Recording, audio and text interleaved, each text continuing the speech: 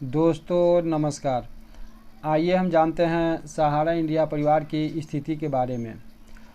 अभी केवल उन्हीं निवेशकों का पेमेंट हो रहा है जिनका एजेंट अभी मार्केट में बने हुए हैं, जिनकी कलेक्शन अच्छी खासी है। जिनका कलेक्शन कमज़ोर है, छोटा है, उन्हें बहुत परेशानियों का सामना करना पड़ रहा है, क्योंकि हर 6 साल में ब्याज जोड़ करके मैच्योरिटी दुगना हो जाती है और कलेक्शन आधी है, तो उन्हें बहुत परेशानियों का सामना करना पड़ रहा है। लेकिन जिस भी निवेशक का एजेंट काम छोड़ दिया है, उन्हें मैच्योरिटी पेमेंट की तो बात बहुत दूर की है।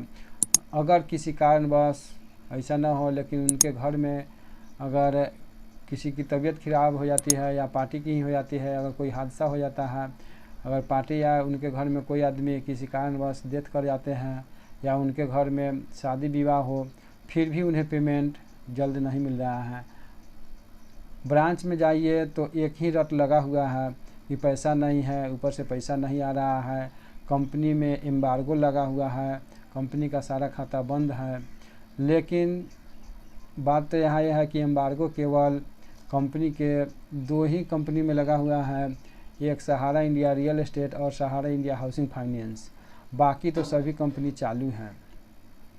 सहारा से भी विवाद में केवल ये 2 ही कंपनी फंसा है, जो सहारा रियल एस्टेट है और सहारा हाउसिंग फाइनेंस है। और सहारा से भी खाता में यही दोनों कंपनी का पैसा जमा है। बहुत से निवेशक एफआईआर भी किए, मामला कोर्ट में भी पहुंचा, सुप्रीम कोर्ट में चल भी रहा है।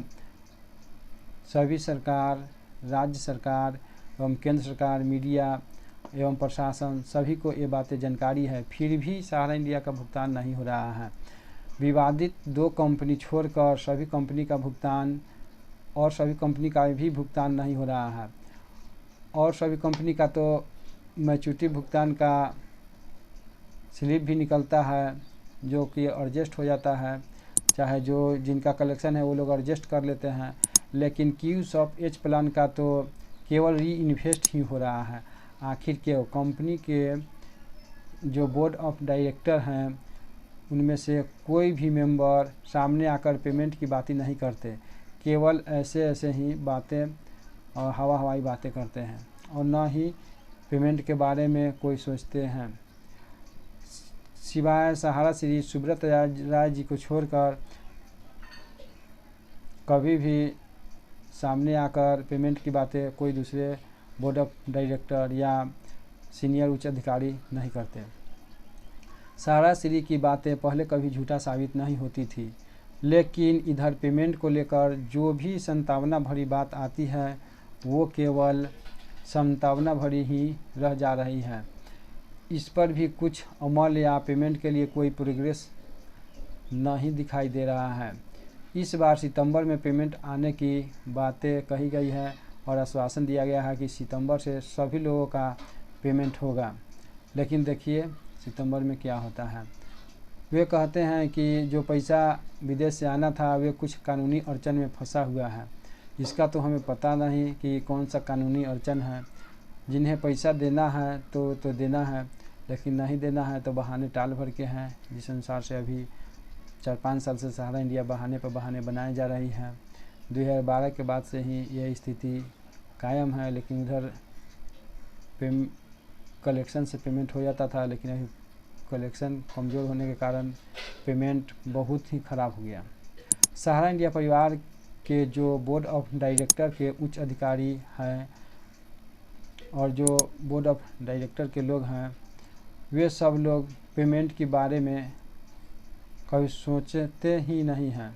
जब तक वे सभी पेमेंट के बारे में नहीं सोचेंगे कि कैसे पेमेंट होगा, कैसे इसकी प्रोग्रेस होगी, तब तक पेमेंट होना नामुमकिन है। अगर यही स्थिति बनी रही और बोर्ड ऑफ डायरेक्टर के सीनियर उच्च अधिकारी, बोर्ड ऑफ डायरेक्टर के मेंबर अगर स्थिति सुधारने के लिए नहीं सोचेंगे, तो कंपनी की स्थिति दिवालिया के कगार पर हो जाएगी।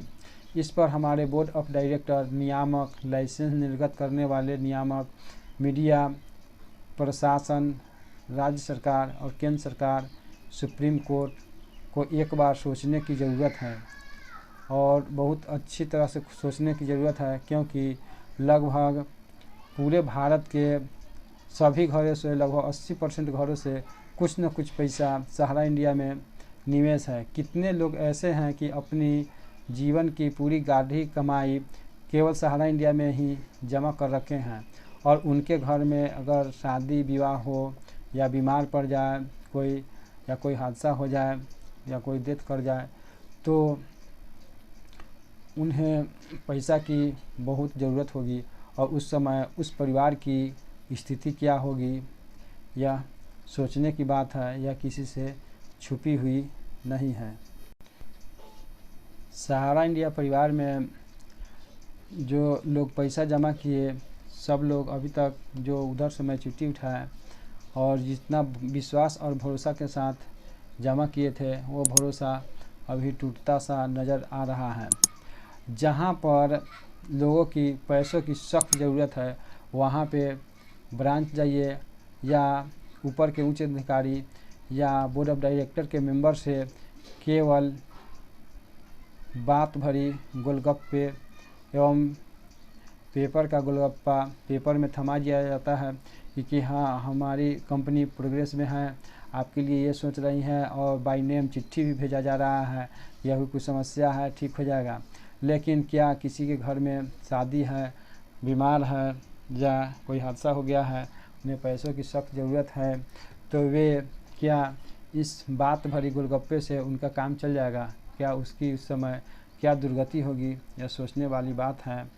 इसलिए हम सभी से निवेदन करेंगे कि इसके बारे में एक बार सोचें और पेमेंट की प्रक्रिया को सुधारने की कृपा करें। Thank you.